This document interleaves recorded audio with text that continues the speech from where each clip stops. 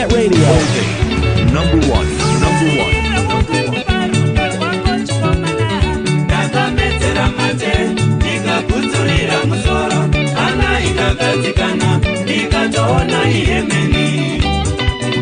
Makadiko Zimbabwe, makadiko kwezkweze. Yes, kupinda kwatuita pachirongo Huchi, Pasina, Nyuchi. Nasi tinenge tina TETE, PIPILO and Manjenjenje smart family. Pakaipa ndo zita rabo mracho zvakare. Matatora kama kana nzitonderai. Wangandinonokera kana muchinda iwe, wangandinonokera.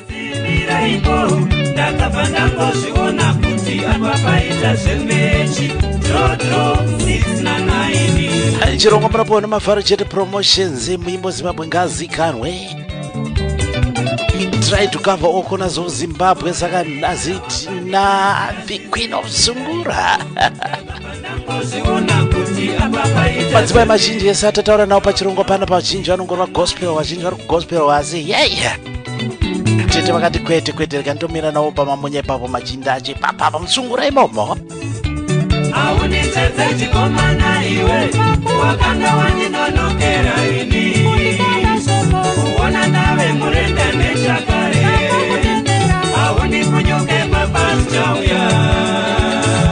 Munene wenyu mushamarari Mafaro pachirongo Huchi, Pasina, Nyuchi naziti na TETE, PIPILO. Tinenge takatarisana nealbum ravo rakanzi Wombarume, asi ndakatora paalbum ravo inonzi Pakaipa. Ndipo pandakatatanga kuzivawo nezvavo ipapapa paalbum inonzi Pakaipa ipapapa. Asi mukutaura navo kuseri uko vanoti vane maalbum 5. Usadherere.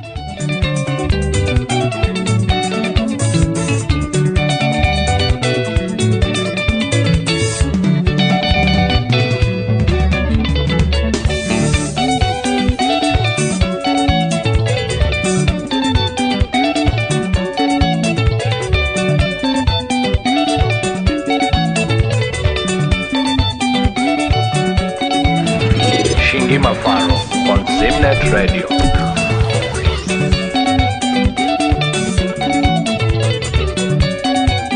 Wari kutibata vese nekuchingamidza pachirongo Huchi, Pasina, Nyuchi Mafaro. Muimbo Zimbabwe ngazi kana musakanga nosubscribe kuMafaro Huchi pa YouTube. Yes, ndo patinopotsera hurukuro dzese dzatingaita nevaimbi. Ukapinda pa website station zvakare unokwanisa kuiwana pa podcast show yacho ipapo. Nemamwambisani manzwa vaimbi mhanzi dzavo dzapo pa YouTube ipapo. Mafaro chete. No channel yaunoda kuti uite subscribe to pa YouTube.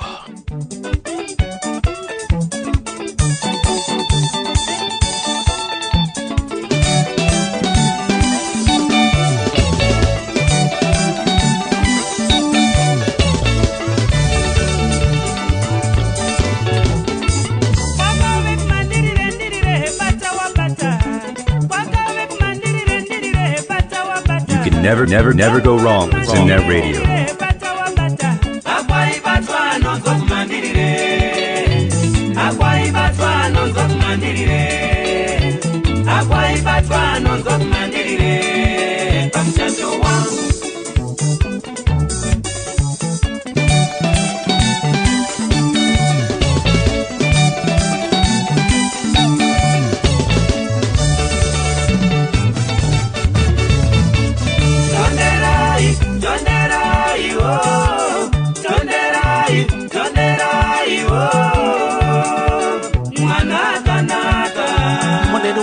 Mafaro pa radio, Zimnet Radio in danger and flavor.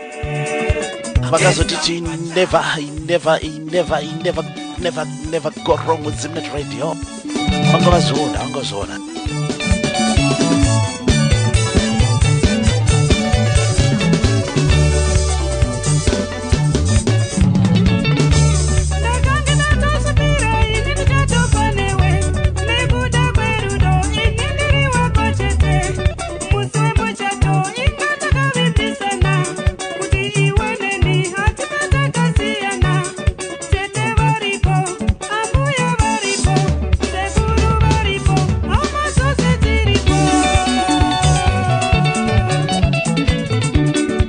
Hadi zenyu muri Zimbabwe ndiro kutendera kutsigira kwamunoita chirongwa paNhepe Nyoro Zimnet Radio.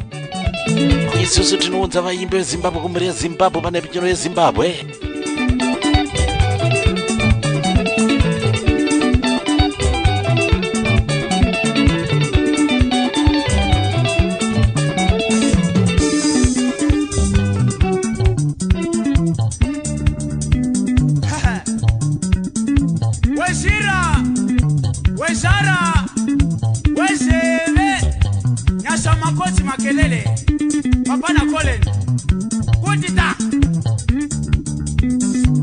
Kwanze mupostori mumwe chete anosunga taipa gemenzi. Unomwana muchitungwiza. Akubuda muchitauni TETE PIPILO nemanjenjenje smart ndio mimbo wedu weSondrino.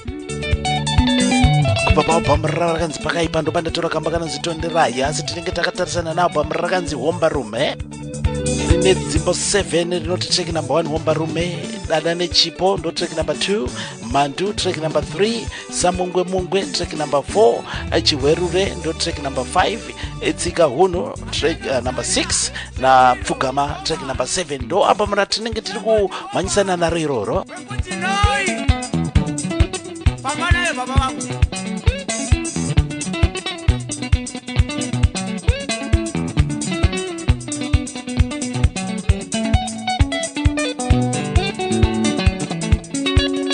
Apo nepapapo tinenge tizombokupai futi zvakare ma-catch-up shows naika kune vamwe vaimbi vatinge tataurana navo takange tangofunga kuti rega timbovaita replay.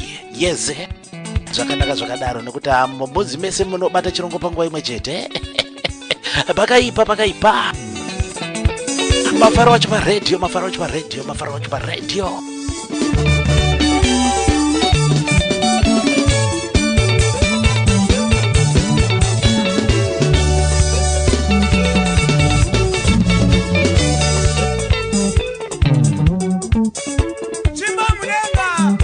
You're locked on to the hottest station. Zimnet Radio.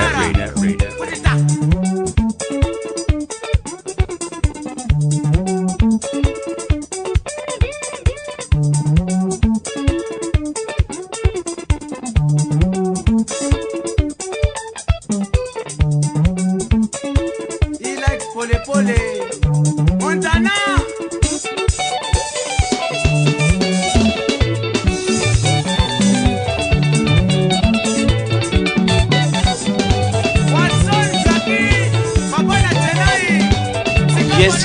Yes, ndokuchingamidza pachirongo kuti Pasina Nyuchi muri Zimbabwe makadiko kwese zita neMafaro wacho paRadio. Imbo Zimbabwe ngazikamwe, imbo Zimbabwe ngazikamwe. Saka tichimhanya kutsvaga vaimbi veZimbabwe. Mukoma Brave Mato, mukoma Ekita paSouth Africa, Sapo kuchitsungo paAvondale Marare. Sungura Pastor DJ Sugar Marare zvakare paSuper Cream Studios. Ineni wacho Mafaro ndo timu yacho yakamira yakadare Mafaro chite promotions. Ndangoti rega nditore zangu kambuka kanozitendera kubva paAlbum yakanzi Pakaipa. TETE PIPILO nemanjenjenje smart. Yes. Kuti vhurira nangarovanze muchirongwa chanhaze. Ndinenge ndinawo chirongwa ndinenge ndinawo muchirongwa. Regai ndibva ndazotora kambo kanonzi Mandu kubva paAlbum Homba Rume. Ndibva tamborova dzakadaro naiye. Mbovafila kuti she's a queen of Zungura zveshuwa.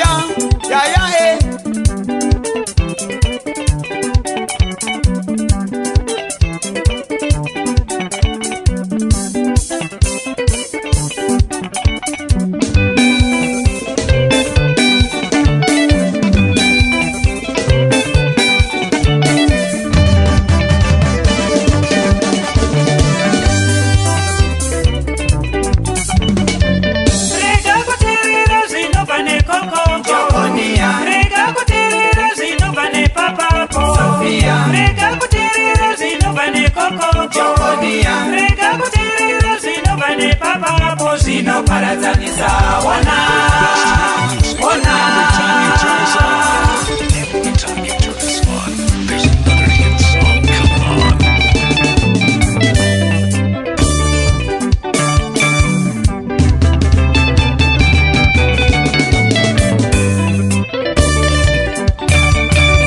Chinovecha mutengure kirire ngoro.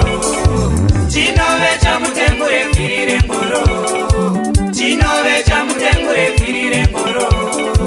Chinovecha mutengure kirire ngoro. Yananai sinake ipapo. Mukaparadzaniswa nevatorwa munovimbana seiko. Mukaparadzaniswa nevatorwa munovimbana seiko. Siyanai nevana vevamwe musaparadzanise. Siyanai nevana vevamwe musaparadzanise. Siyanai nemhuri dzevamwe musaparadzanise. Siyanai nemhuri dzevamwe musaparadzanise.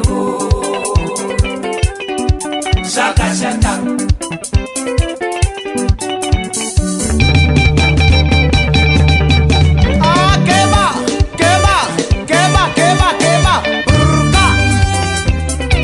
Mugunguta the best.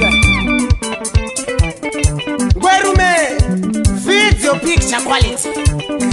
Yoga Raymond Nyamarepare Faru Petina Ngai Rama Duraye Kudita. You're locked on to the Duduza Sadamba hottest station. Zimnet Radio. Willard Gatande Kesa Chiefs.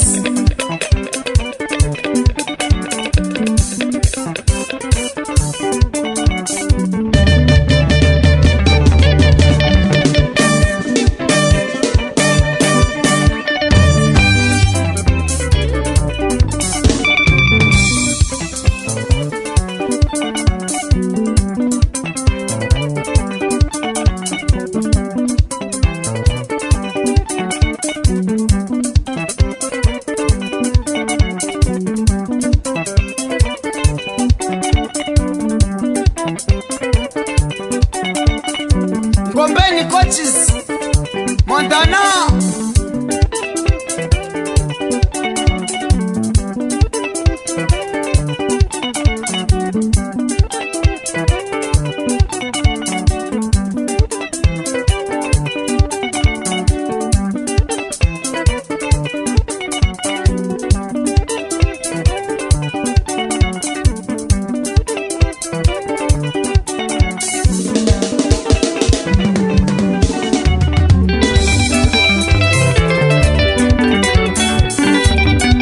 Shabulani Ndlovu Mubiki Wesinonaka Ruton Studio.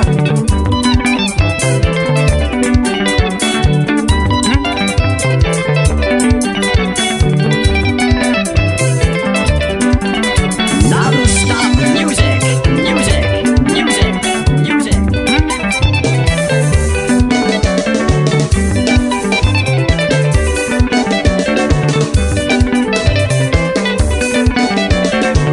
Big sisters Mama Rudo Mama Moneko.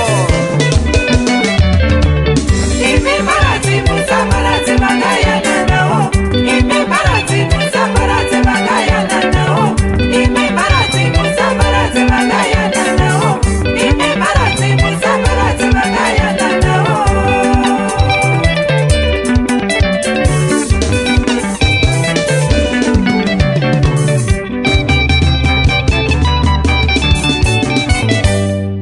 Ndiko kambo kanonzi mandu kubva paalbum hombarume TETE PIPILO namanjenjenje Smart Family. Ndo muimbi wedu watinaye mukati mezuva ranhasi kubuda nomuchitown umu. Munhu wese ane mhandu yake. Unogona kutodya nemhandu yako, unogona kutofara watendeuka kudai wapera gotsi. Vakomana imi unozoshaya kuti kuvanhu vaimbowirirana vayava zvakazosvika nekupi zvakazota sei kuvanhu vava vachawirirana. Yes. Zvinoitika mukati meupenyu, zvinoitika mukati meupenyu. Ndine kwandakatombozvinzwa nekutozviona futi. pakaipa Mafaro radio muri Zimbabwe makadiko ndokuchingamidzai nazi tina tete pipilo pachirongwa Huchi Pasina Nyuchi. Yes vatete muri Zimbabwe yakunzwai takuda kuti chimonzwa kuti anombonzi tete pipilo wacho ndiani mungade kuti here kando runoroondeka upenyu hwenyu. Kazwai vateereri, nhasi uno munenge matsikwa natete pipilo ndiri kuno kuZimbabwe zvangu ndichikuroverai musambo wesungura semunhukadzi. Ndakaitawo nharo ndikati ndombomirawo pamamonya ipapo ndimboona kuti ndikakwenya sungura iyoyo zvinofamba sei. Tete pipilo musikana anonzi Patricia Makusha. Ndakazvarirwa kuMhondoro kuChivero, ndiri mwana wokwamupfururi. Ndakazokura ndikadzidza pachikoro chinonzi Gobvu primary yangu nepamwe panonzi Pachingwere primary yangu zvakare. Ndikazoita night school paHarare high school ndopandakazokwanisawo kuita all level yangu. Ndokubva ndagumira ipapo ndaroorwa. Munongoziya kaiye kuda kunowachira baba kumba. Mabhuku ndakabva ndangosiyira ipapo. Saka ndakazoita mhuri yangu, ndine vana vangu vatatu, vakomana vaviri nemusikana mumwe chete. Vave nemhuri dzavo vose. Naizvozvo ndakanga ndichingoteerera mimhanzi zvakasimba. Wairesi ndiyo shamwari yangu. Nekudaro ndakazoona kuti ndinenge ndingangozvigonawo zvikuitwa nevamwe vakadzi zvokuimba vandainzwawo pamaredhios nguva idzodzo. Ndakazotanga zvangu zvokuimba ndave ne48 years. Murume wangu azonditendera kuti aiwa, ndiri kuona kuti mazadza mabooks nedzimbo, komadii kuchingoimba zvenyu ndazvaona mune shungu, nekuti ndakabvira kunyora masongs 1987 ndichingochengeta. Nziyo idzodzo nanhasi ndichinadzo, zvokuti ndinotofunga kuti nekufamba kwenguva kana zita ranyatsosimuka ndinge ndakudzinonga imwe chete ndichimbodzitsikisa zvangu kuti ndione kuti zvandainyora makare zvichiri kutambirikawo here. Mazuva ano munongoziya zviri kungosandukawo zvinoda kuteererwa nevateereri. Uye ndakazvarwa mumhuri tiri 9 vapfumbamwe. Inini ndiri musikana wechi8, kozouya gotwe ndiye wechi9. Muvasikana tiripo 4, vakomana vanga varipo 5, asi iko zvinoizvi tasarirwa nevaviri. Mwari vakatonga kuda kwavo pa3. Ndo mamiriro akaita mhuri yekwangu. Vabereki vese hatisisina, vakaparara kare. Ndivo tete pipilo watinawo nhasi vanofamba nechikwata chinonzi Manjenjenje Smart Family. Takatarisana nealbum ravo rinonzi Hombarume. Yes vari kutibata. Thank you so much for choosing Zimnet Radio. Right, vatete mungade kutibatisa here kuti zvakamira sei pakuimba apa? Inini pakuimba semunhukadzi ndinoshaura ndega. Pakushaura apa ndine backing vocal, male backing vocal. Ndine mwana Chanta ndiye anondibheka. Ndichakurondedzerai zvangu maband members andinawo padiki mungoziva kuti ndinani zvakamira sei ndinobhekwa. Asi pane ka high pitch, sezvo ini ndichishaura nezwi dete, ka high pitch kai kazwi katetetete kaye ndinosarudza kuzvibheka ndega, kukaisa ndega, nekuda kwekuti ndinofunga kuti pamwe mumwe angagone kutadza kundiisira, hazvizonyatsofanana udobi chaiwo wandinenge ndakatarisira kuti ndo zvandiri kuda kuita. Saka ndinongoisa ndega ka high pitch kanove kanozoshayika zvako kana taenda kumashows. Ndinenge ndichingoimba ne2 or 3 voices. Pane mumwe mukomana anonzi Nitiel Mutanda uya wandamboreva, dzimwe nguva anomboitawo backing neimwe level yevoice, neimwe first backing yangu yachanta uya anondibheka zvakare nekuchanta, anoita zvidobi zvake. Ndivo tete pipilo watinawo muimbi wedu Queen of Sungura Music. Pakaipa rikava zita raalbum ravo. Yes, rakatidzokere paalbum Hombarume. Toda kuti titore kambu kanoti chiwerure achiende kumba. Yes, zvekubasa ngazviperere kubasa, zvekumba ngazvigare kumba. Muri Zimbabwe musakanga subscribe paMafaro Huchi YouTube channel. Hurukuro iyo ichange yapo, uyezve dzimwe manzi dzavamwe vaimbi vamusati manzwa nevamwe vamati manzwa nedzimwe hurukuro dzatakaita kuseri uko dzese munodziwana ipapo, uyezve papodcast pawebsite mukapinda ipapo munokwanisa kusangana nezvirongwa zvakare kana musingafariri henyu zvokupinda paYouTube. Yes, kuedza kususumudza vaimbi veZimbabwe. Mafaro acho paradio rikati kanzwe kambo chiwerure. Tete pipilo Manjenjenje Smart.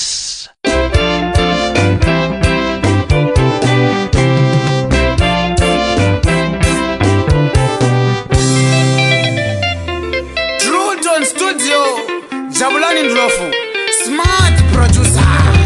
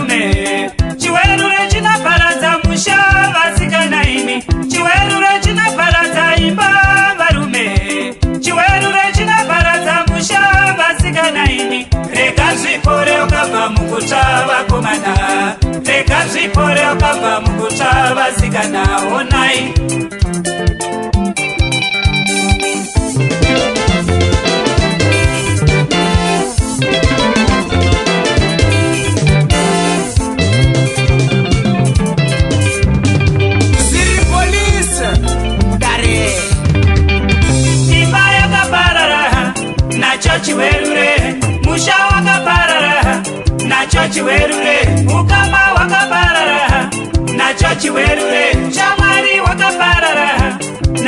chiwerure basa rakabarara nacho chiwerure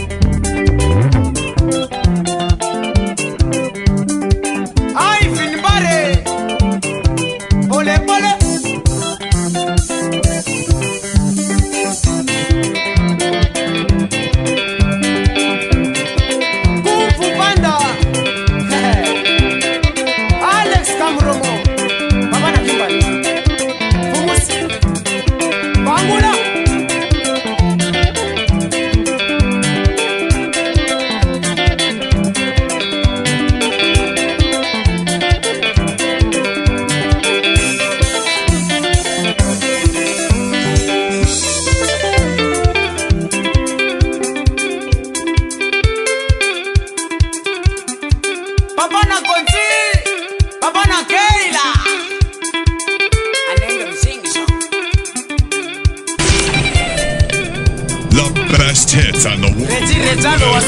Entertained, informed, and educated. Zemnet Radio. Zemnet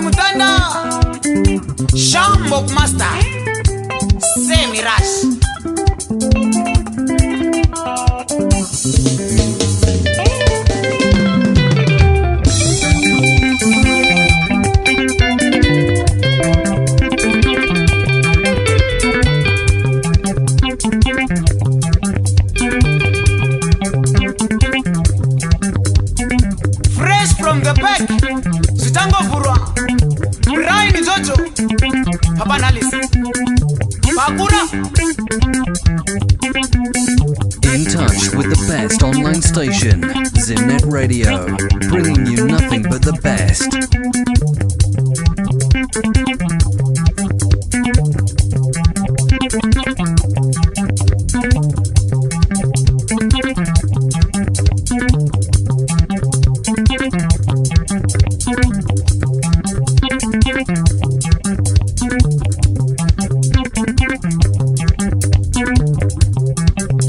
Retire lo pole pole.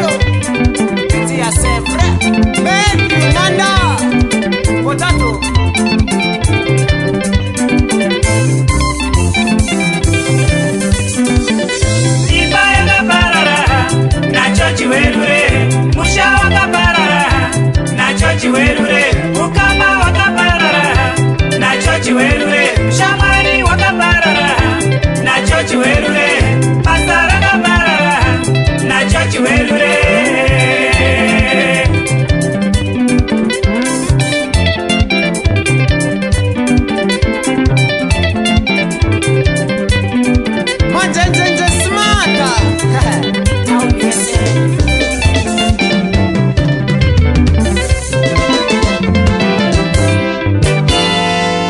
Tambisai masai sai. Mubate pane joy. Pane Mafaro.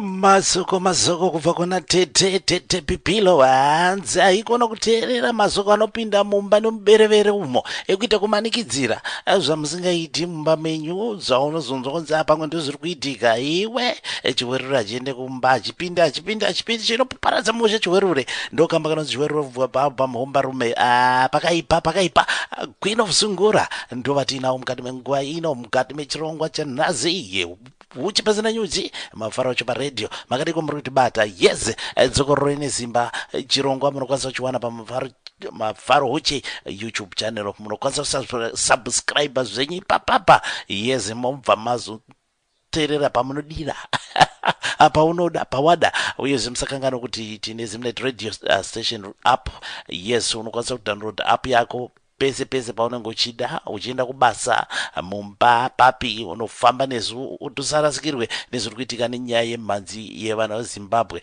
yes ndo zvatinoita pachirongwa panapa kurukura navaimbi tinosvika kwese wese muimbi wamunofunga kuti angada kuti apinde pachirongwa panapa munokwanisa kuzondipa nhamba dzavo kana mbovapa nhamba yangu inoti 07861783929 07861783929 tinovabata tichivaunza pachirongwa saka nhasi tati madzimai vazhinji atiri kunyanya kutaura nawo panapa pachirongwa panapa vazhinji vanenge vachingorwa dzegospel idzi asi pane vakati ndiratomirawo navo ipapo musungura imomo TETE PIPILO right mukada kuti vatisa here TETE kuti maalbum enyu akamira sei maani maalbum angani kusvika panguva ino ndingati pari zvino ndave nemaalbums anokwana iwo kuita 5 rekutanga richinzi zviri sei rechipiri richinzi munhu ngaafare rechitatu richinzi chidhanana rechina richinzi pakaipa rechishanu richinzi hombarume asi kugashirwa kwemhanzi yangu ndingangoti zvazonyanya kutanga paalbum rinonzi pakaipa ekumashure aya kwainhongwa 2-3 dzichiridzwa pano nepapo asi sezvinhu zvaisanyanya kubva zvaendererawo mberi zvakatora nguva kuti ndiite sekunge music yangu igamuchirwewo asi pane album pakaipa pakamboridzwa chaizvo zvakandifadzawo tikazopinda paalbum rinonzi hombarume aiwa iro rine song inenge ichiri kunetsana nhasi inonzi hombarume zvinove zvazondimisa kuti ndiburitse rimwe album gore rino ndaona kuti hombarume ichiri kufamba ndingaidimurire panzira. Zvakabvira kunaka izvi. Yes. Album vane maalbums 5 asi regai nditiwe inini ndofunga ndakachizotangawo kunzwa nezvatete PIPILO paalbum ravo rechi4 iro ravati pakaipa. Ndakasangana nekambo kanonzi tonderai. Yes, ndopandakazoti vakomana kune munhu uchidzimai anorova sungura zvakadai izvi. Saka takanga tichimbotsvagana tsvaga team on the ground yatsvaga tete PIPILO titsvagirewo tete PIPILO. Tikatsvaga saka munongozvaka team on the ground haimire kaka neni wacho kunoko futi nichitsvaga futi kunoko osvikira tazovawana ndokuzotaura navo tete aiwa toda kuti tipinde pachirongwa tisumudzane muzikanwe mumbokurukura nemhuri yeZimbabwe ichikunzwai kuti zvakamira sei. Ndosaka vari panapa pachirongwa Huchi Pasina Nyuchi chamunopuwa neni Mafaro wacho paredhiyo. Zivinet radio ine danger ine flavor. Zivisei vamwe nezvinepenyuro. Right, watete mungada kuti batisa kuti chikwata chakamira sei Manjenjenje smart kana kuti Manjenjenje smart family. Tofunga ndi zvimwe chetezvo zvakadaro. Tizivisewo vatereri pamwe chete neinini wacho tingada kuziva kuti chikwata chinhu chakamira sei. Chikwata chemanjenjenje smart family chinotungamirirwa natete PIPILO chakamira sezvizvi. Pa lead vocalist ndini tete PIPILO chimhandara chiramba kusakara. Ganda revasikana manjenjenje special ndinonzi tete PIPILO. Pouya mukomana anonzi Nitiel Mutanda ndiye anoridza main rhythm. Pouya mukomana anonzi Alex Karomo ndiye anoridza lead. Pouya mukomana anonzi Brian Jojo ndiye anoridza bass. Pouya mukomana anonzi Nelson Mutanda anoridza sub rhythm. Pamadrums pakagara mukomana anonzi Raymond Nyamare pare. Pachanting pane mukomana anonzi Jackson Kasamba. Dangwe raJonas Kasamba. Ndakatomupiwa naivo mukoma Jonas vaonawo kuti ndinenge ndiri kuita zvinhu zvinenge zvinotionekerei vakati chienda unoshanda natete tionekwa zvinosvika. Aiwa ndagara naye ndingati maalbums maviri aya pakaipa nahombarume ndaita tiri tose. Mukazonzwa mumanzi yangu mukanzwa anodaidzira uyo ndiye mwana waJonas Kasamba ye wandinoshanda naye zvakare. Tozoenda pamukomana anonzi iye Zokolo kana kuti Leroy Zokolo ndiye mumwe mukomana wandinotamba naye pafront apa. Poita mukomana anonzi Demkuse ndiye mumwe wandinotamba naye kureva kuti madancers chaiwo ndine vakomana vaviri. Chanta anotamba zvakare. Neni wacho ndinochirika chaizvo zvokuti dai maizowana mukana wokuwana mavideos asi mukaenda paYouTube mukangotaipa tete PIPILO munosangana nemavideos angu yatonderai neyahombarume munodziwana dziripo ipapo. Ini ndinotochirika kana show aiwa ndinonyatsosvetuka nekuti munoona vanhu vaya vanenge vapinda mushow vanoda kudya kwenzeve nekwemeso. Naizvozvo inini I have everything to provide pastage work. Tiri kutraina natega kunyanyanyanya iye mwana wakasamba uyu ndiye anoita choreography kana kuti madhansi ndo anotidzidzisa. Tobva tangokopa tobva taita tinotoenderana tiri vana tiri 4 takadaro pafront ipapo. Aiwa munoona kudya kwese kwemeso kwakazara. Tikawana mukana chete zvidobidobi zvese muchazviona mugotenda. Saka ndo mamiriro akaita chikwata chatete. Dai ndazowanawo a good manager ndinogona kubva ndatoenda mberi chaizvo nekuti munongoziya uyu Nitiel mukomana anoridza gitare anombondibatsira kubheka. Saka oitawo zvingani tinetizoita kunge tine usvinu tisingade kumanejwa kwete asi kuti ndofunga vanenge vachishora pamwe kuda vachiti nekuti munhukadzi aiwaka zvinonzi tanga waongorora woona wozoshora zvako kana waona zvisingakugutsewo. Tinofanira nekuziviswa mamiriro akaita chikwata chemanjenjenje smart. Yes, muri kungonzwa sekukurukura kwavari kuita kuti mamaneja uko mamaneja.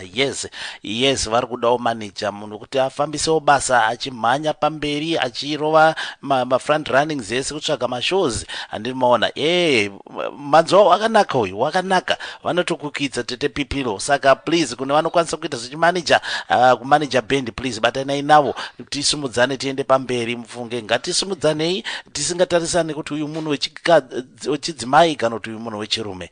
Chikwata makazochitanga rini matibadisa inyu kuti chakamira sei asi zvakatanga rini chaizvo kuti mimi makuda kuita chikwata chenyu? Pandakazofunga zvokuvamba band ndakazvitanga muna 2011 vekuridza mainstruments, malive instruments. Ndambotanga kurekodha album necomputer zvichatangatangawo.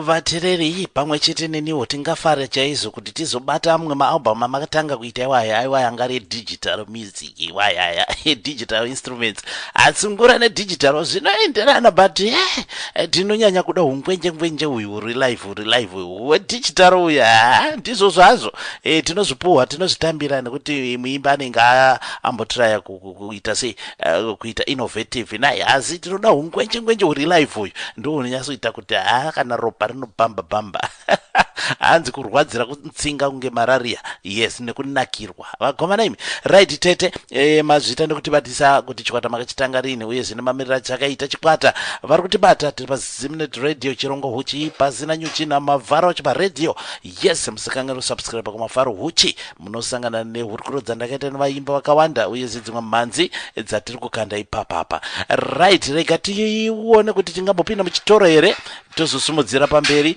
patiri kusumudzira nekamba kanonzi pfugama kubva paalbum Homba Rume.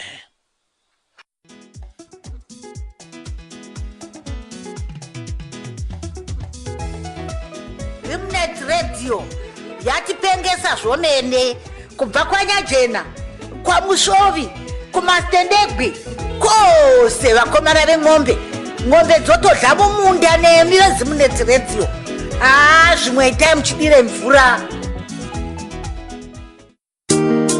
Zimnet Radio baba nepenyero notorwa nevazhinji alongside Dr. Sawanda Benside Mega Ben Studios. Shabara bari bare. Yeah man. Those are tonight. Nepenyero ino kwenye mimanzi. Nichaiterera kusvika ndaneta. Uri kuse ingori inapita. Inonenakidza varume wei. Nepenyero ino kwenye mimanzi. Nichaitengera maoi. Uri kuse ingori inapita. Nichaiterera kusvika ndaneta. Upenyu wangu ndinofara zvakanyanya kana ndakaterera paZimnet Radio. Vashamarari vanonyatsozora bata kuseri nekuseri kukugadzirira size. Ma-DJ itai basa sebasa musadzokere shure. Ndimi vacho vakabata upenyu hwevaimbi. Ndinokutendai ma-DJ ndichakutengera neCD-Spens. Ivi muri pakati pemwoyo wevaimbi. Zimnet Radio you're the one. Nepenyero ino kwenye mimanzi. Ndichaiterera mazuva ose. Uri kwese ingori inapita. Ingori inapita pima Nepenyero ino kwenye mimanzi. Ndichaitengera maoi. Uri kwese ingori inapita. Ndichaitengera maoi. Vatereri makadiko ndiri member maafu weorchestra Mataga makaterera payo number 1 internet radio station Zimnet Radio.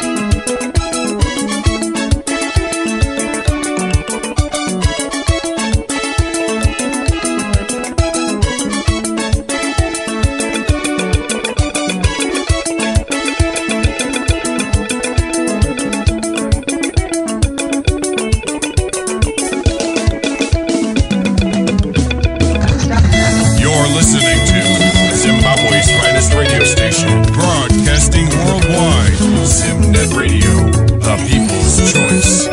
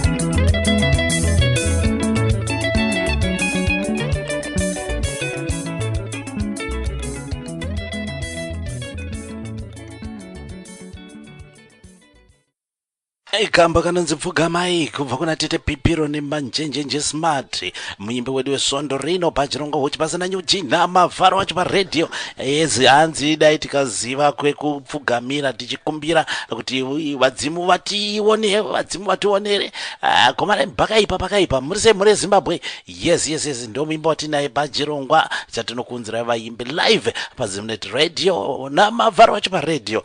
Vatete mungada kutibatiza kuti inspiration zvakamira sei apa, ndiani akakuinspire uyezve mubva mangozotibatiza kuti makazotanga kurekodha rini zvokupinda mustudio? Muimbi akanyanya kundipa shungu inini semunhukadzi zvangu ndichakurawo ndiye Brenda Fassie wekusouth Africa, naivo Sisi Magigweshe, tizopindawo kunana Shingisai Siluma. Ndikaona kuti vanhukadzi ava vanenge vachizoimba zvakanaka zvinodadisa kudai, inini ndakapiwawo huro naMwari. Pahuro apa pane izwi, ko ndikarishandisawo saizvozvizvi semunhukadzi zvingaramba. Ndokuedza kwandakaita vanhu ivava vakandibata chaizvo pamwoyo sevanhukadzi kuti vane ushingi. Ndosaka ini ndaedzawo kuita ushingi hwekuti aiwa ndoda kuona kuti zvinonyatsoperera kupi chaiko nokuti Mwari anokupa izwika rakanaka paine chikonzero. Kana akupa chipo chekuimba, akupa chipo ichocho chekuimba paine chikonzero. Naizvozvo chikonzero ichocho ndo chandamirira kuti ndione kuti chiri kunzi chindisvitse papi. Ndakarekodha muna 2009 muna October, ndikaburitsa album rainzi Zviri Sei. Ndina kuona kufamba kwaro, asi nziyo iyoyo yainzi Zviri Sei ndo yakamboridzwa paPower FM muna 2009 imomo. Ndokubva ndazoti 2011 regai nditange kurekodha nema live instruments, ndatanga kutsvaga maband members. Ipapo pamaband members ndakabva ndatanga kusangana nemukomana anonzi Nitiro Mutanda, ndiye akazondibatsiridza kunhonga vamwe mumwe anoridza bass neanoridza lead neanoridza sub rhythm, iye Nitiro achiridza main rhythm, newo madrums zvakare. Nevakanga vachindibeka paalbum iroro ra2012 randakazoburitsa muna May 2012 rinonzi Munhu Ngaafare. Ndakambotenderera nemaraini ndichitsvaga musikana wechidiki anokwanisa kundibheka ndikashaya. Ndofunga vaifunga kuti zvandiri kuda kutanga izvi ndezvenhando.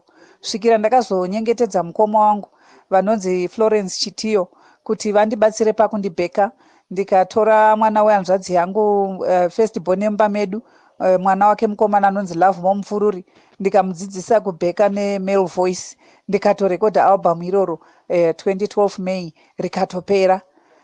Then ndazoona kuti ndichine mimhanzi mishoma, handina kutanga kuita mashows. Ndakabva ndazopamidza kurekodha rimwe album 2012 iyeye muna December rinonzi Chidanana. Iroro harina kunyanya kuenda mberi zvakanyanya zvakare, asi hazvina kundipedza shungu nekuti inini ndine vision yekwandiri kuda kuenda nezvinhu zvandatanga. Saka handina kumira, ndakati zvimwe kuda since mhanzi iyi isati yanyatsopinda muvanhu, regai ndipamhe pamwe mumwe musi ndinogona kuzoburitsawo zvinoteerereka nevateereri. Asi hazvireve kuti mimhanzi yandaiburitsa iyi yanga isingateerereke, kwete. Inyaya yezitawo kuti rigone kupinda muvanhu. Ipapo pandakaita maalbums 2 iwayo, ndainzi mai Patricia Makusha Marimo. Then 2014 ndakazoti regai ndiise zita risina kureba rekuti DJ anotozviruma rurimi nekudaidzira zita rakareba rekuti mai Patricia Makusha Marimo randirebera. Regai ndichinje zita inini ndizvitumidze kuti Tete Pipilo. Pipilo uyu ndatotora P kubva pafirst name yangu yekuti Patricia, chibva ndangozvitiwo Pipilo. Hameno kwazvakangobva ndobva ndati manje kuti ndinzi Pipilo ndozodaidzwa kunge mwana mudiki. Regai nditi Tete kwokutanga uku kuti zvive nechiremerera semunhu wechidzimai. Mukuona ukwangu tofunga ndo zvakachiita kuti ndizosanganawo nealbum renyu rechifuyo iri. Ndakunzwa kunzi Tete Pipilo ndikati Tete ava vanomboita nezveiko ivava rega tinzwe. Nditozoona ndiri kusangana nekamba kanonzi Tonderai ndikati maiwe zvangu inga panorohwa sungura yakaipapa Queen of Sungura ndo vatinawo Tete Pipilo vanotungamirira chikwata Manjenjenje Smart. Takabatana nealbum ravo rinonzi Homba Rume. Yes, mazvita netsanangudzo zviri kunyatsoita shuwa ndo zvimwe zvacho zvinoitika kuti muimbi anoburitsa mhanzi maalbum mairi matatu 4 5 zita kana risati rapinda muvanhu vasati vasumudzwawo sezvatiri kuvaita vaimbi panapa paZimnet Radio. Zvimwe zvachona zvinotongopera zvakadaro asi ukange zita raakufamba nekuti zvinezvi zita rekuti Tete Pipilo kune kwakawanda kwandinorinzwa richitaurwa mumagroups esungura kune vapi vanofarira zvemhanzizi vanenge vachingotaura zvemusambo waTete Pipilo. Ndosaka tati aiwa rega tichivaunza pachirongwa muvanzwe zvomene. Vatete mungade kutibatisa here kuti zvinokutorerai nguva yakadini kuprepare album, uyezve mungabva mangotitaurirawo kuti munozvipuhwawo sei mimi pamunonyora dzimbo idzi? Muri munhu here wekuti munoona mararamiro evanhu kana kuti munongofungawo zvenyu ngogaya kuti ndoda kunyora kambo nezvakati mubva matongofunga story nyaya ipapo mubva matoburitsa kambo? Munozvipuhwa sei ipapo? Hazvinyanye kunditorera nguva yakareba kugadzirira album nokuti mimhanzi inongoya nyore mupfungwa. Ndikangonyora one sentence yandenge ndangonzwa ichinge inoimbika zviri nani mumusoro ndinobva ndatongoruka the rest of the album kubva ipapo. Naizvozvo hazvinyanye kunditorera nguva. Panozoti dhonzei nguva pama-rehearsals ekuti tichibatanidza album rikwane. Tabatanidza kudaro nemaome ezvinhu tinogona kuzoti nonokei kuchienda kumastudios kunotsikisa nekuda kwekuti mashereni acho anogona kuramba kukurumidza kubatana. Sekugadzirira izvozvi album iri ndandichifanirwa kukanda gore rineri ndangoramba ndakarichengeta kubvira kumavambo kwegore nekuda kwekuti unenge uchiona kuti hazvisati zvakwanira ndosichizonорikanda zvangu mwedzi inotevera iyi kana tasunungurwa naShe. Inini pakunyora mimhanzi yangu ndinotarisa zviri kuitika mukati mevanhu, ndinopa message. Ini ndakazvipa polisi yekuti handidi kungoshoshoma ndichingogoromora kuimba zvisina zvazviri kureva. Ndinotonyora song yega yega ine nyaya yayo yairi kutaura.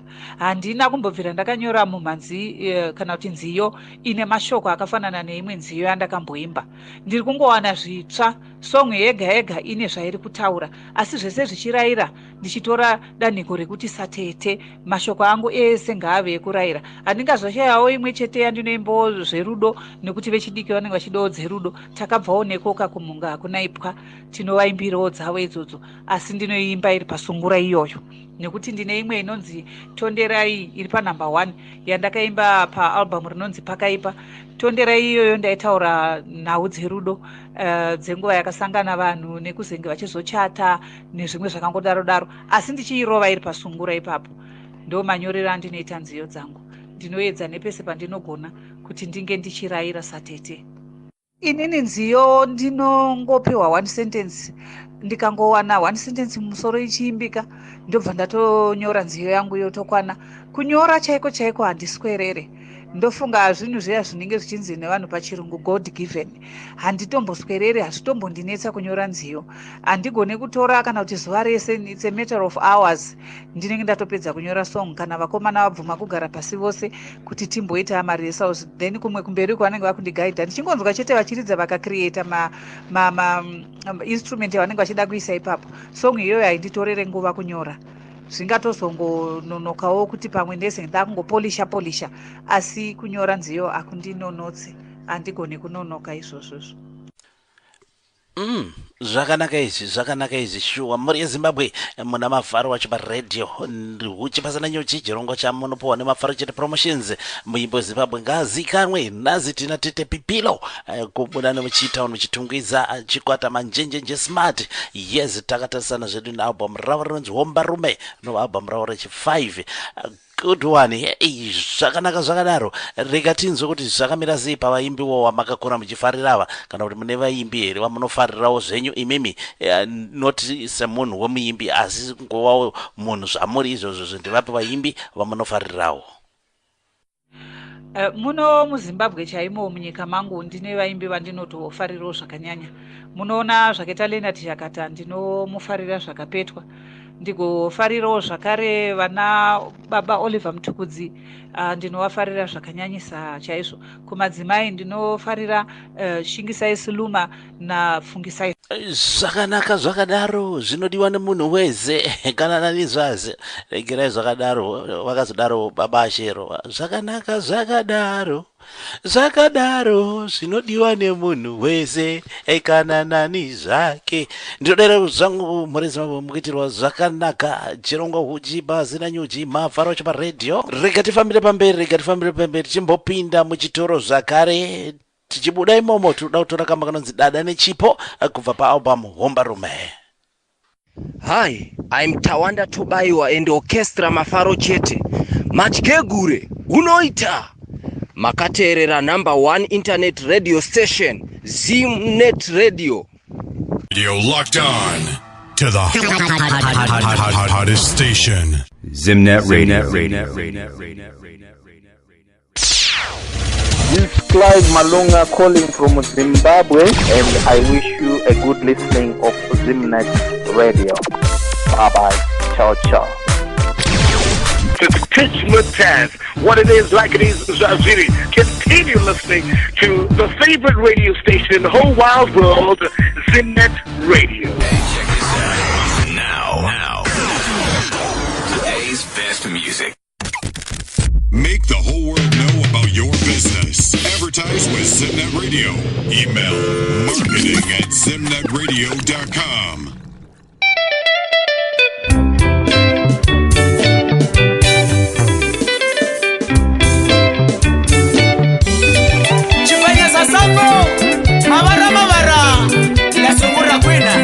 Once again, TETE PIPILO, give them the test.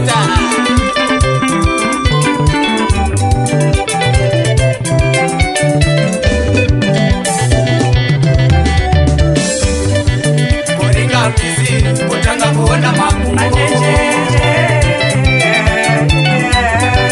Kuringa mbizi, kutanga kuona makumbo. Ukaringa muviri unoyeverwa ikakukava. Ukaringa muviri unoyeverwa ikakukava. Manjenjenje.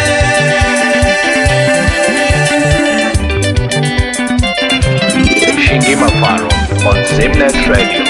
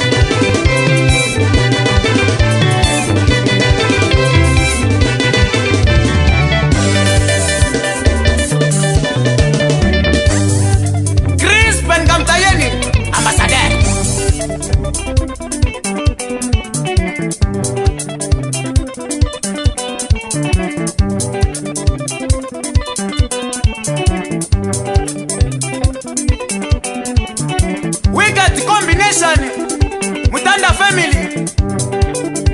Put it ta ta ta ta ta.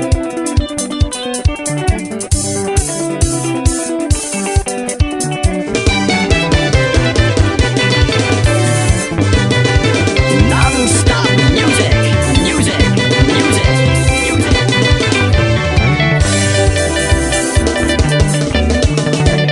Wasara wasaririra, wasara wasaririra, wasara wasaririra, wasara wasaririra. Vanambizi vave kukavira mberi, vanambizi vave kukavira mberi.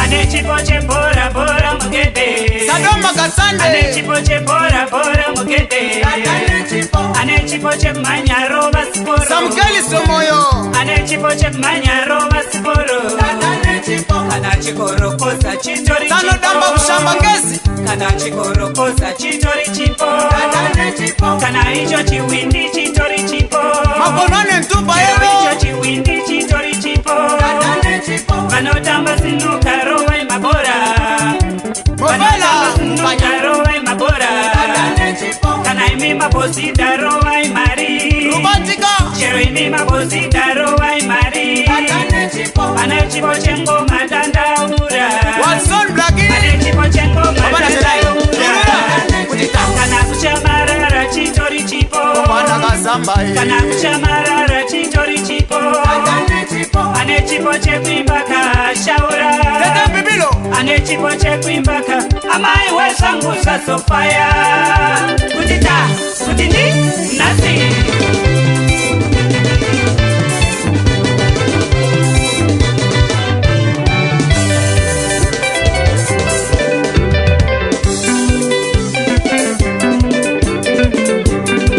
Abongos. Tirani moa. Atiwe nikakuta nikuza. Simunali kukuta ya chimwene. Epeke sani ndikutireki shuwa.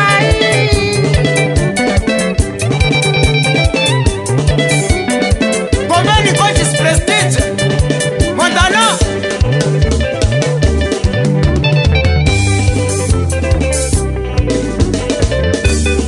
Apiria na kwela. Chokela Malawi. Yeah, yeah. Apiria na kwela. Chokela Malawi. Yeah, yeah.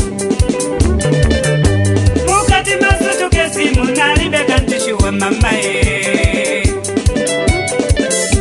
mukati masutu kesi munali beka ntishuwa apirana kanisa kuti nendizaenda kuti makolo anga onse anamalira kudala, apirana kanisa kuti nendizaenda kuti makolo anga onse anamalira kudala mamae.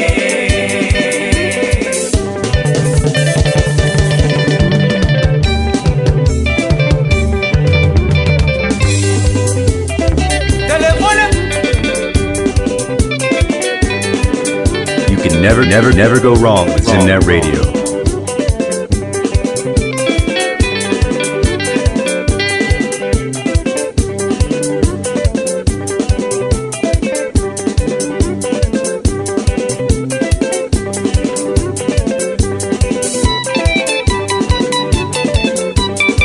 Abaureni.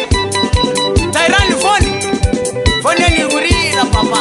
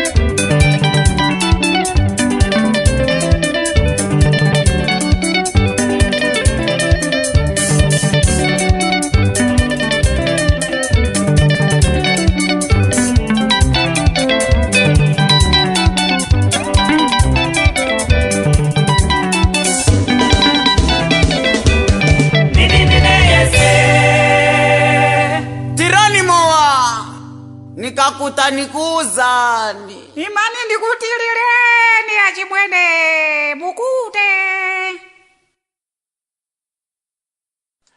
pakaipa adada nechipo chako ichocho chawakabupa buda wakapfumbatiswa naMwari ndo chako ichocho. Ukatadza kuziva pane chipo chako handizo kuti unoda kuti uzosiyirwa naniko. Yes dada nezvauri ndokamboka nonzi dada nechipo kubva paalbum hombarume TETE PIPILO nemanjenjenje smart muimbi wedu wesondo rino mukati mezuva ranhazi pakaipa naMafaro wacho paredhiyo muri yeZimbabwe ndodaira mukuitirwa zvakanaka.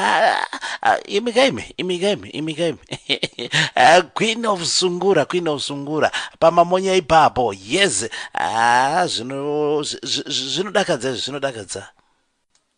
Tobva tadzoka muhurukuro yedu toda kuti titarise panyaya yemashows kuti zvakakumirirai sei. muri kuita here mashows uyezve mumashows imomo mune vamwe here vamati mashare mastage navo kana mune ini here vamati maitawo macollaborations kushanda pamwe chete nevamwe kuchidzana pamwe chete nevamwe vaimbi?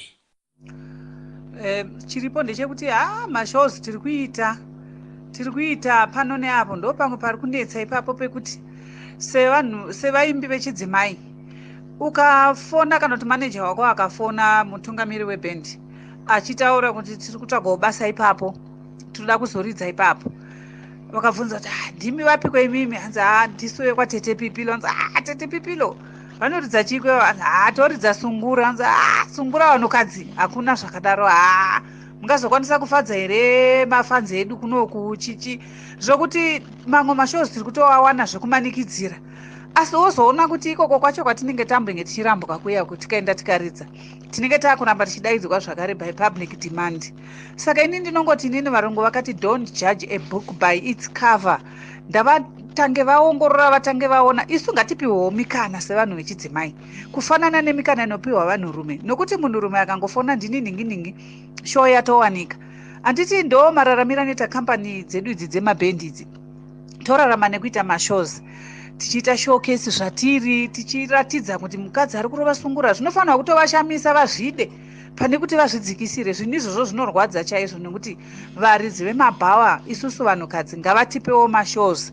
Senge ini zvangu ndinoimba sungura inopinda pese inokwana kwese kumakorokoza kumakomboni kupi ndo zvandakapindira musungura izvozvo nekuti yanga isina munhu womudzimai anga achiimba pari zvino.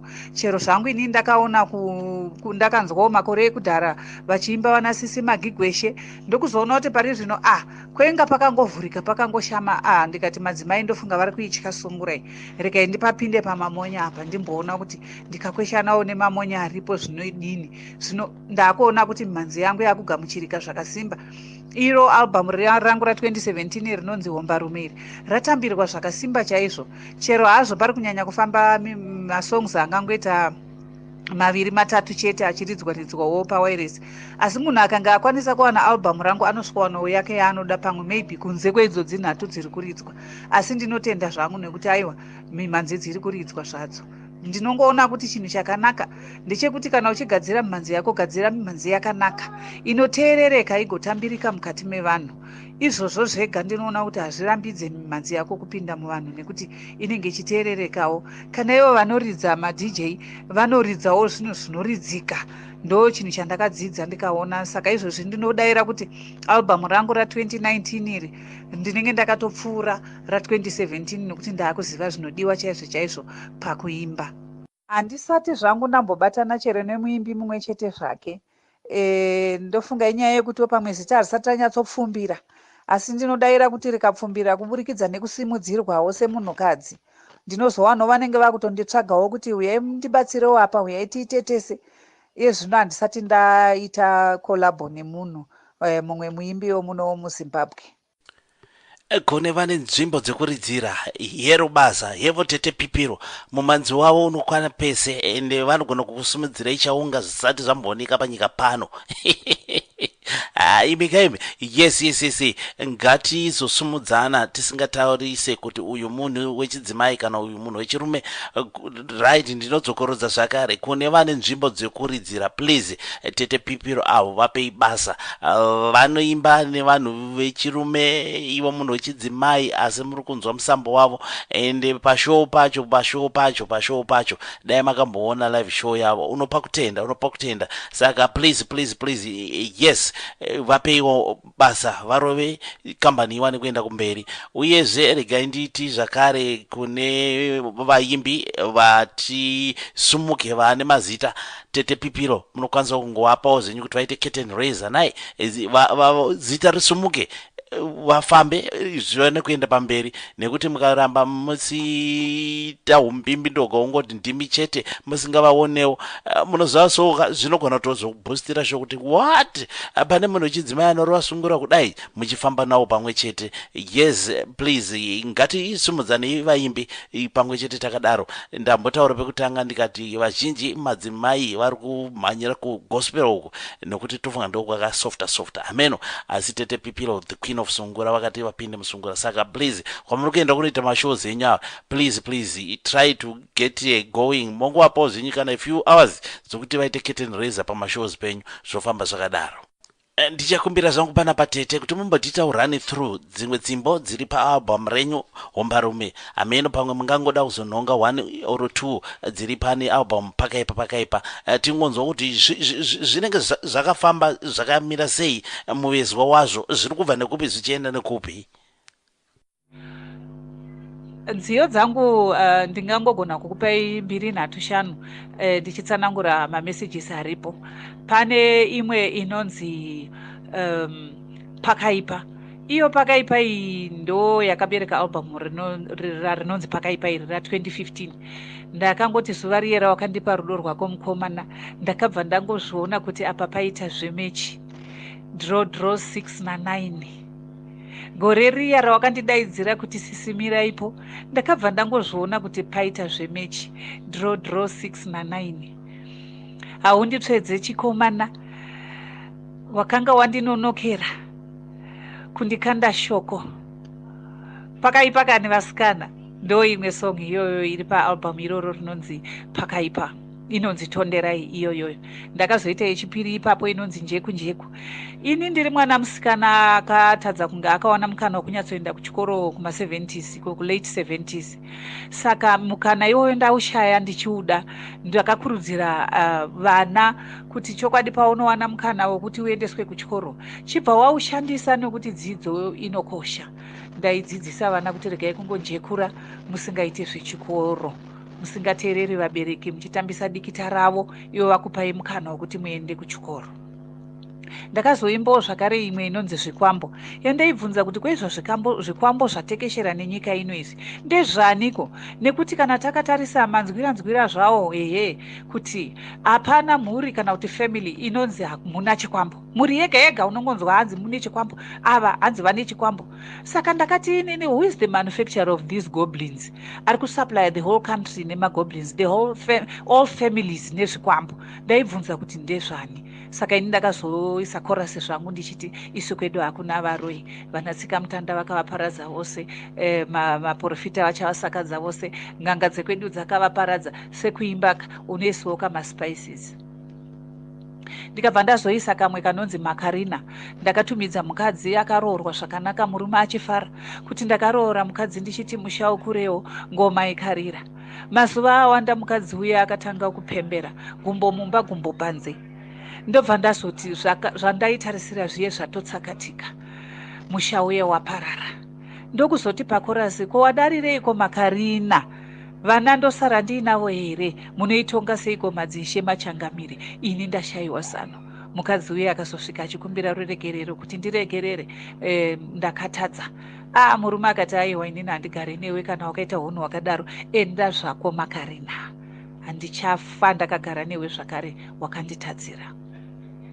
Album iroro ndofunga ndakupai 4. Toenda pana hombarume. Hombarume ndakatini zvinhu kuoma zvingaome zvazvo, asi shingirira sahombarume. Ndingati ndakanga ndakanyanya kuzvitarisa inini nekuti ndashingirira kusvika paalbhamu rechi5 handisati ndambouya nenhoro zvandakazoimba pakorasi.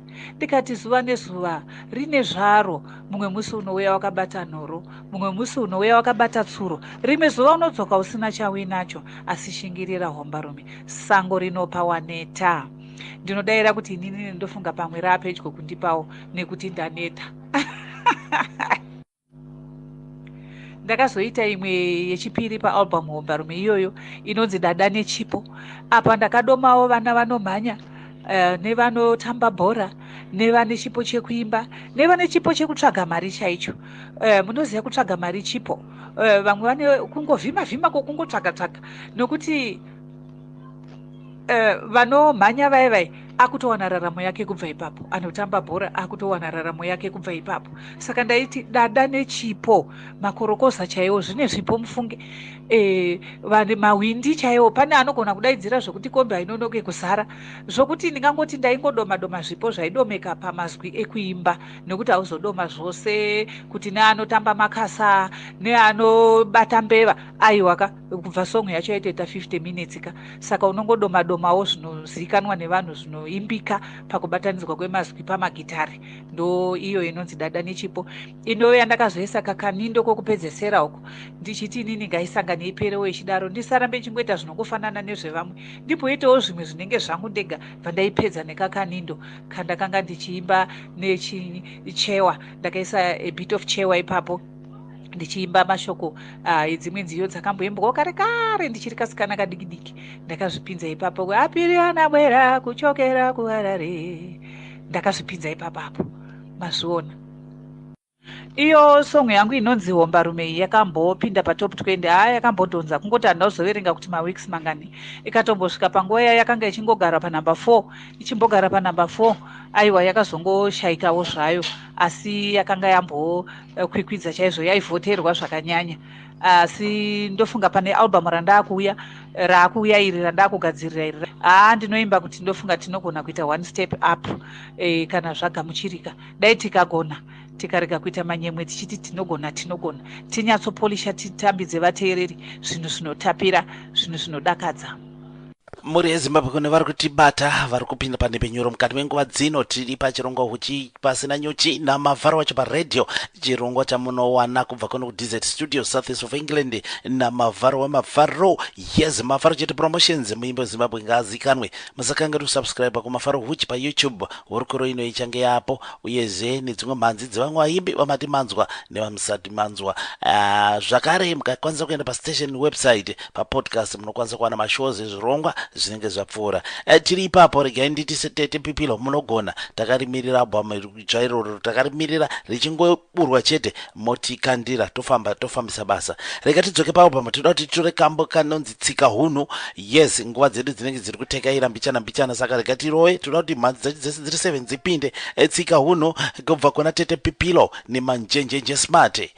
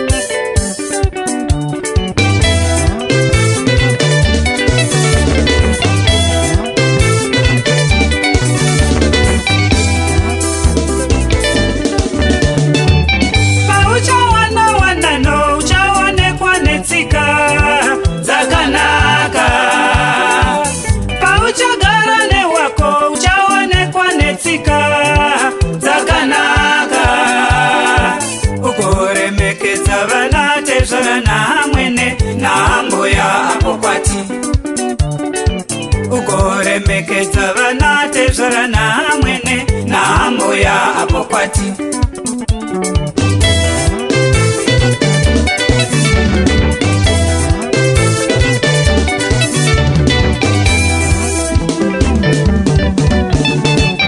kuita dande mtande rakatandira nyika yose apa wapinda apa wabuda mumana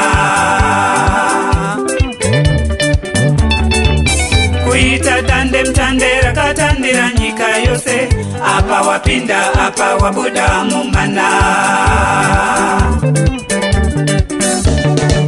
njenje kuti njenje nawo maraini njenje kuti njenje nawo maraini choka mwana komana uwe choka mwana sikana uwe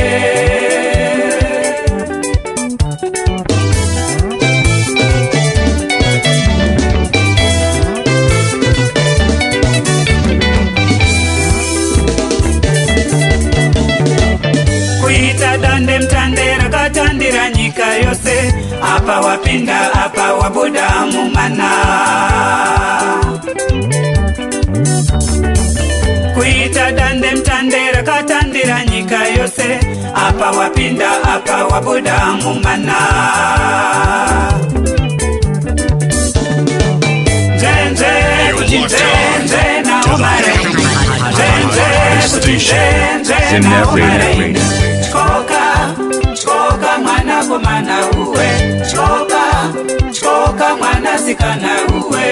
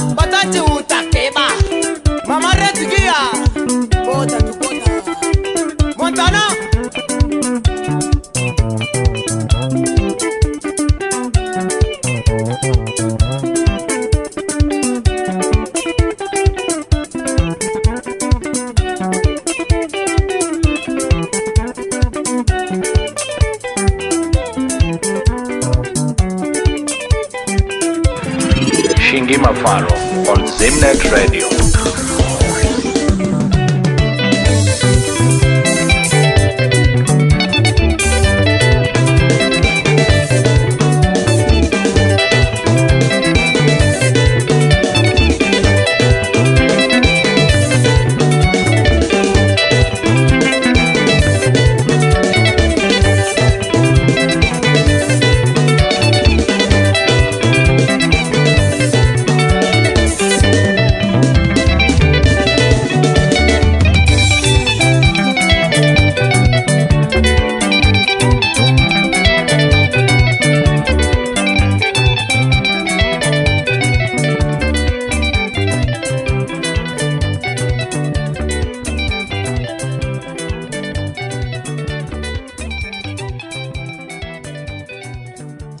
kambo kanonzi tsika huno kubva kuna tete pipilo nemanjenjenje smart muyimbi wedu wesondo rino mukati mezuva ranhasi namafaro paredhio Huchi Pasina Nyuchi muri yeZimbabwe.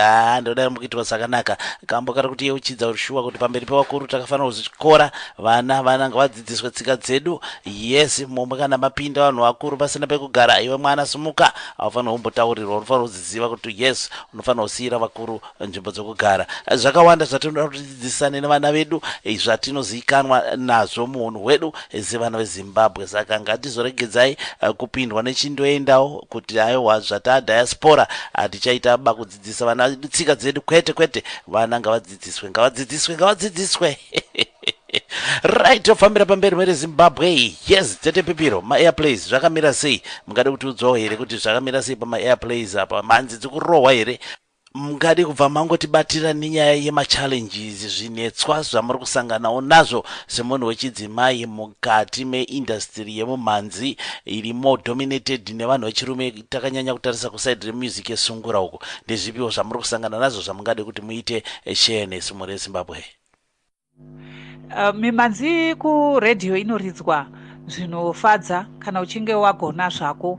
Aiwa, ndinoona zvichigamuchirika kutangira pamadj, asiwo ndichiti kuredhiyo ikoko ndokunotangira nyaya dzese. Music yako kana waendesa kuwairesi unenge uine shungu nechido chekuti isvike kunzvimbo dzose dziri muno mukati meZimbabwe. Kana vanhu vanzwa yoramboramba ichiridzwa kusvikira vanhu vaijairira yopinda mavari. Mushure mekunge yapinda mavari votanga kuida. Pavanenge vatanga kuida vanenge vakunetsa vanhu vemabhawa vai manje kuti koma dii kumbotidaidzirawo vanonzi tete pipilo, manzi yavo inotapira chaizvo. Izvozvo ndo zvinotisimudzira isusu sevaimbi, kwete vanhukadzi chete, chero nevanhurume. Machallenges mamwe andinonyanya kusangana nawo andiri kuona ndeyekuti munoona kunokukauko kune mainstruments hongu, kune macompanies anotengesa, mashops anotengesa mainstruments, but hatisi kukwanisa kuzvisvikira isusu. Handichada kuti ndirambe ndichiverengerwa kuma upcoming artists, nokuti ndatosimuka pa5 albums ndachovha, ndatova munhu atove mundima. Kana ndakuverengwawo kuvaimbi vechidzimai vanoimba sungura, zvinoreva kuti ndadarika pachinhano cheupcoming. Saka chiri kurema ndichocho chekuti mashows kana asinganyatsovhurika zvakanaka, handigone kukwanisa kunge ndichinyatsoshanda zvakanaka nekampani yangu yebhendi iyi kuti ndiraise mari yekuti nditenge mainstruments. Handina, I'm still hiring kubva kune vamwe. Transport ndichiri kuhaya zvakare. Zvino munongozivawo chimiro chekuti kubuda mari uchiisa pakuhaya transport, wodira fuel ndiwe, wohaya instrument, woenda kushow, wodzoka. Tomboti semufananidzo wawana 450, wawana 450, 300 yoperera kumaexpenses iwayo, wosara ne150. Uchakwanisa here kusevha mari yekuti iwo ugozowana mahairo imwe instrument next time neimwe transport, nekuti vakomana vawane something, neniwo murungu ndiwanewo chekubata? Hazvisi kukwanisika. Tiri kuramba tiri musquare 1, hatisi kukwanisa kusumuka. Asi dai ndandawanawo vabatsiri vane tsitsi nemwoyo munyoro nemwoyo une rudo, vandiwanisawo instrument.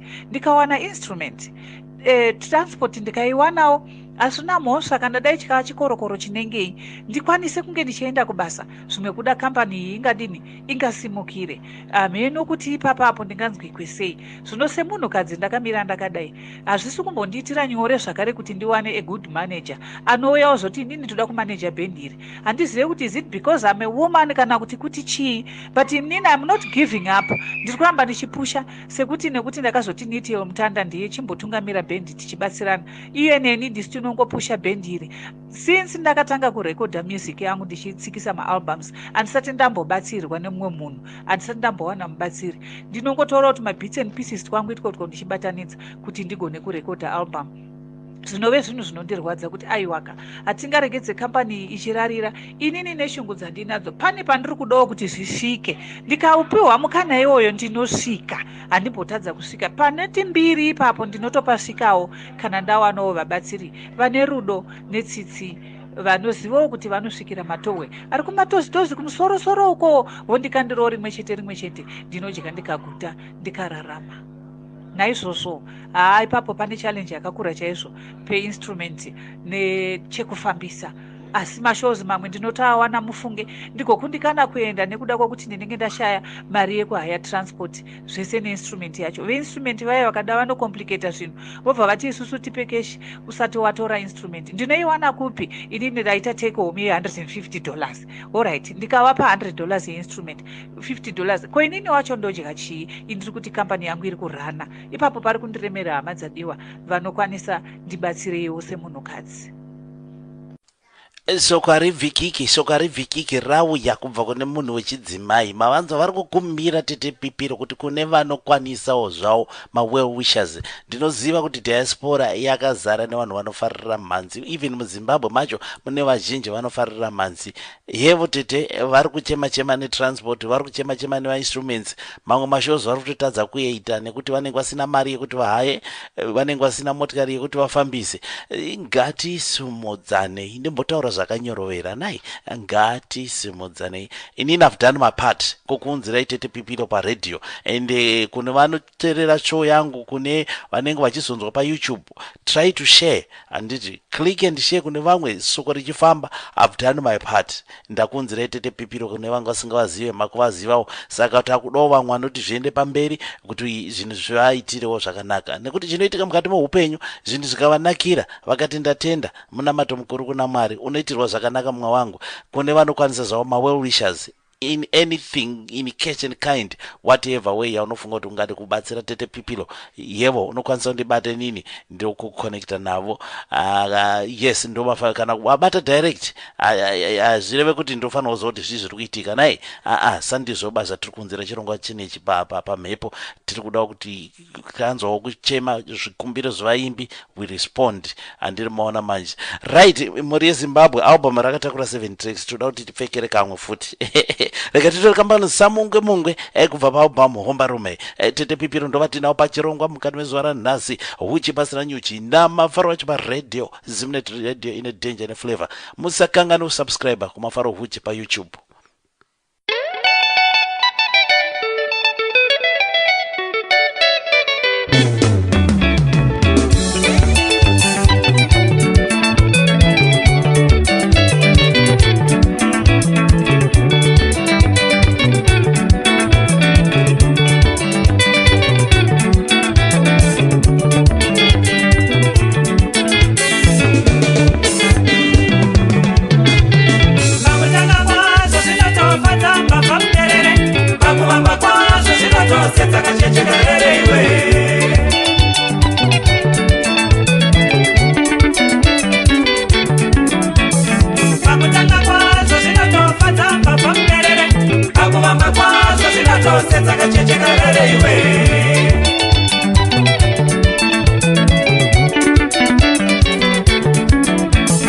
Kupindana kwemazuva kunobereka zvakawanda. Hoi hoi hoi, ndaiti sichachembedza naho. Aiwa.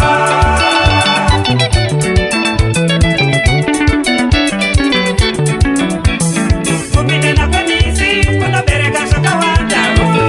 Kuwe vave kundisekava. Ini ndo niniho, ini ndakwegura.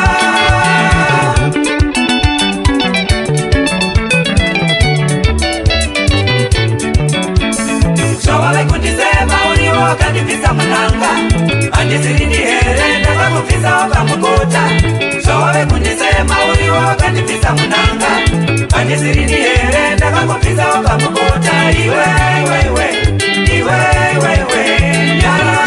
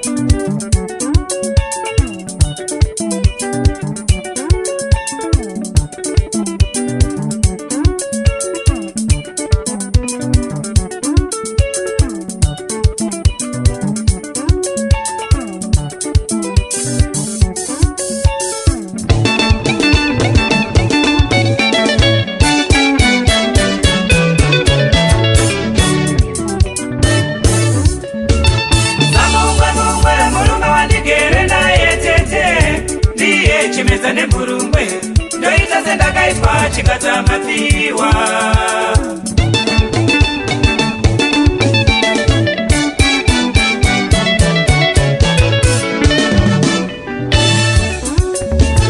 Samumwe murume wandigere naye tete, ndiye chimedza nemurungwe, ndoita sendakaitwa chikadzamapiwa.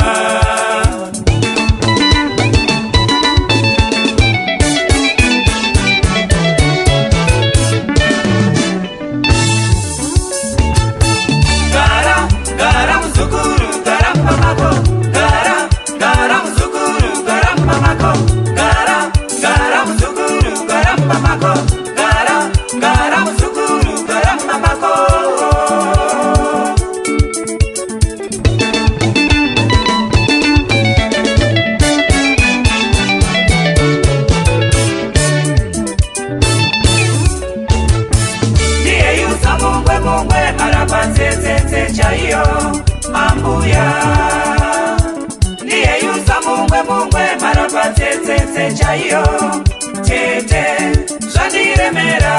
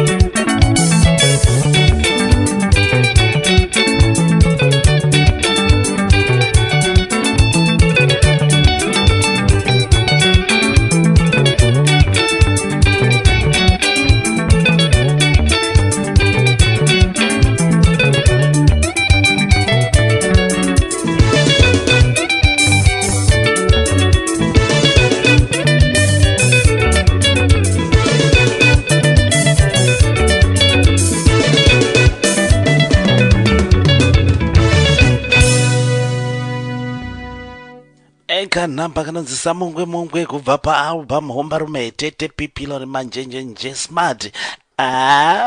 Kunenge pari kutaurwa kanyaya yevanhu vanenge vakuda kuchisemana.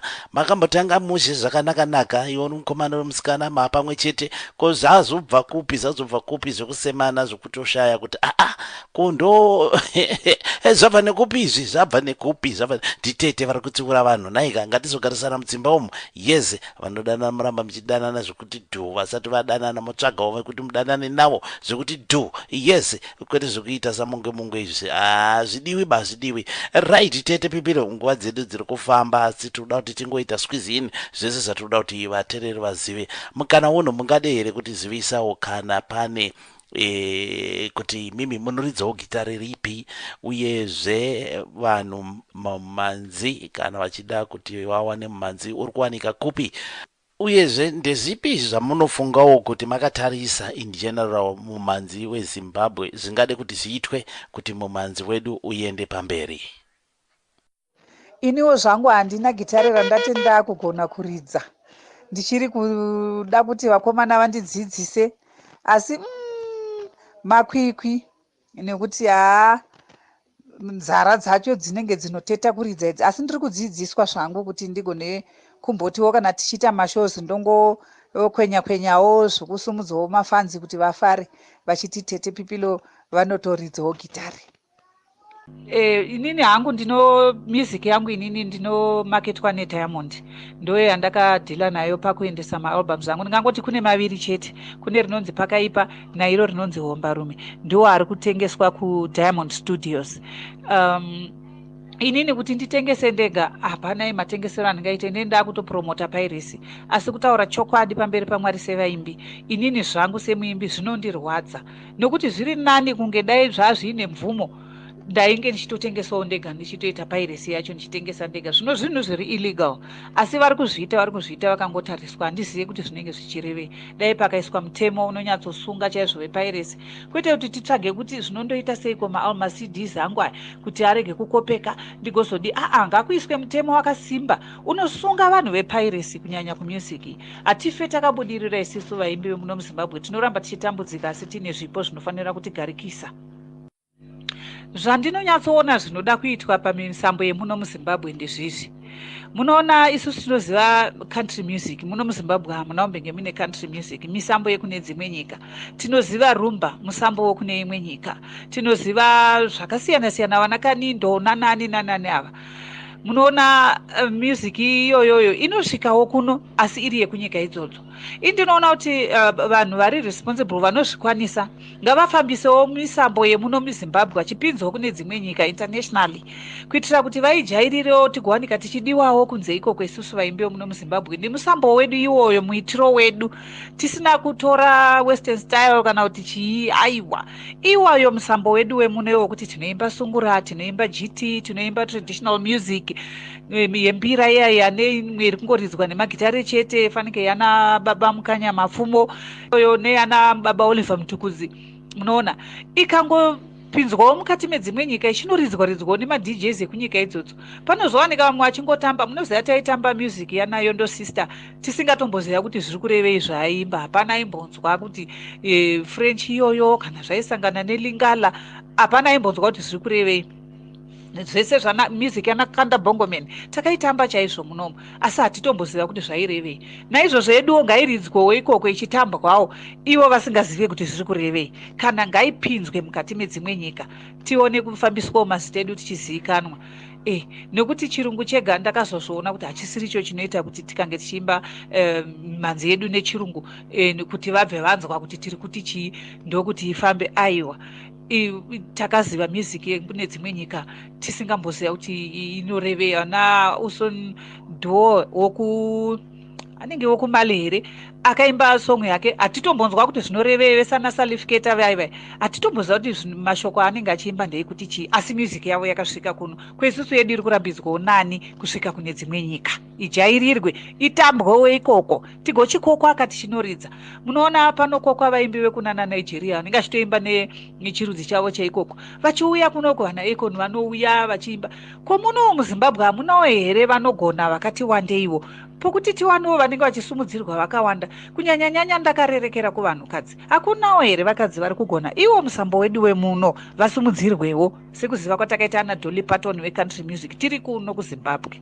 Herosogo kune vanokwanisawo kuti mumhanzi weZimbabwe utekeshere pasi rose, noti kuvana veZimbabwe chete, kunyika dzose. Yes, ngatikwanisei kudaro mufunge zvenyu. Inini ndateya wakapangwa ndiri kudhonza ndiri kukunzira vaimbi ava, handiti vamwe vangasingatombozikanwa, vamwe ndiri kunana mwenezi pasi kwenyika uko avatombozikanwa, asi isusu tiri kuvaunza, tavaunzawo tovaisawo pachikero chine chatavasvitsa ichi, handiti hatichada kudzika pasi manje pechikero. Zvatakuchikumbira manje ndezvekuti mukange maita subscribe pa YouTube paya panditi mukapinda pa Mafaro chete channel, ipapo zvamunenge manzwa manje ipapo muchishare nevamwe, muchirasirira kwamunoendawo kune mamwe mashow mapati kupi kwamunenge muchiita kunosangana nevanhu vakasiyana-siyana, chimboitawo kuti mhanzi dzedu dziridzwe imomo. Handiti moona ndokutofamba kwacho, ndokutosumudzana kwatinoita mhuri yeZimbabwe. Tete PIPILO inini ndafarisa zingaite. Ndakambotambura kutsvagai kuti ndikuhanei, asi Mwari vazotigonesa kuti tasangana mukati mezuva ranhasi. Uri kuredio yafamba zvakanaka. Ndakuchikumbira kana mune anything you wanted to say kune vatsigiri, kune vatereri mukati menguva ino, mukana wacho ndiwoyu, mobva mazooneka zvenyu. Tofuonana muzikamu zvinoteera album itsva rangobuda, musati kanganwe. Tiripo kuita basa, tiripo kusumudza vaimbi kunyanya vakaita semi kudai izvi. Tikuda kuti musumuke. Torai mukana uno Tete wekutaura zvese zvamakuda kuti tiite round off. Uri kurai tanga tinayo.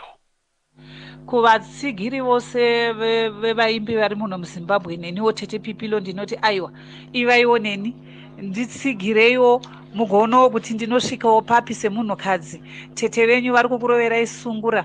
Aiwa, ndinongokumbira kuti aiwa rambai muchititsigira sematsigiriro amunoitawo vanhurume. Kana takugonerai titsigirei, asi kana tichitadza tigadzirisei, tigone kugadzirudza, tikupei zvinhu zvinodakadza, zvinotapira, zvinozoita kuti aiwa mufambise mazita eduwo sevanhukadzi. Ndinotenda zvangu kwamuri mose vateereri vose vanga vakateerera pazuva ranhasi, ndichiti aiwa tiendesei kumberi murimi. Handingaende ndega, imi ndimi munotiendesa kumberi. Rambai makadaro, mutitsigirewo nerudo nenyasha dzaJehovha. Ndisingakanganwe DJ Mafaro. Aiwa makaipa kuti ta. DJ Mafaro vakaipa kuti ta. Azikuoneka kwaita Tete PIPILO. Aiwa, mhuri yeZimbabwe ndodaira maitirwa zvakanakisa. Right, takuchivhara tachivaperekedza netitle track Hombarume, kambo kari kubva paalbum yavo Hombarume. Next week tinenge tine mumwe muimbi zvakare, saka tinoramba tichipushana. Shuwa kune vanokwanisawo kuita assist vaimbi vedu in any form of assistance. You are most welcome. Ngatisumudzanei pachedu. Musakanganwa subscribe kuMafaro Huchi pa YouTube, pa podcast zakari mukapinda pa website station pa www.zimnetradio.com munokwanisa kuenda pa podcast wofamba nezvirongwa, kana uri munhu wekuti haufarira YouTube zvinenge zviripo zvakare zvirongwa ipapapa zvakasiyana-siyana. Uyezve chimwe chatingade kukurudzirana mhuri yeZimbabwe ndechekuti mapinda pa YouTube ipapo manzi dzamafarira, click and share, zvifambe zvakadaro. Handiti rega tinzwekambo Hombarume kubva kuna Tete PIPILO nemanjenjenje smart. Tipinde mune zvimwe. Thank you so much mhuri yeZimbabwe.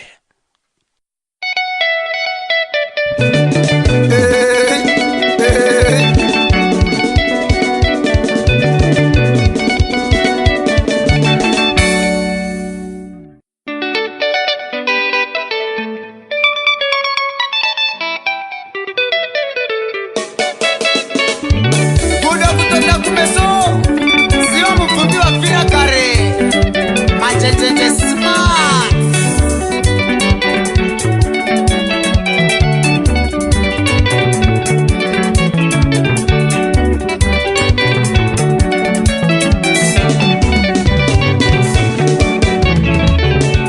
Zvinukuoma zvingaomesa so, asi shingirira kahombarume, sango rinopawa netaka, sango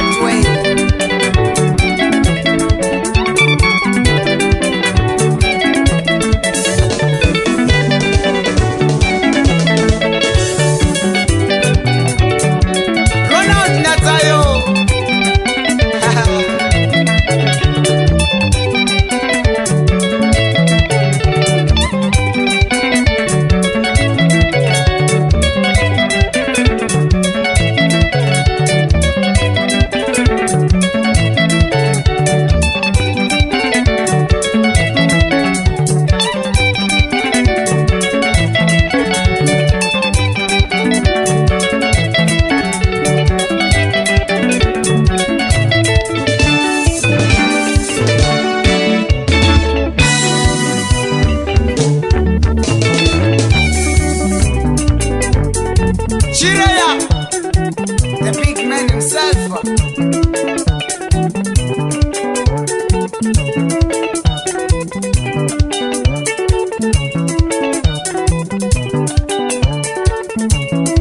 Como shumba. We kumbare.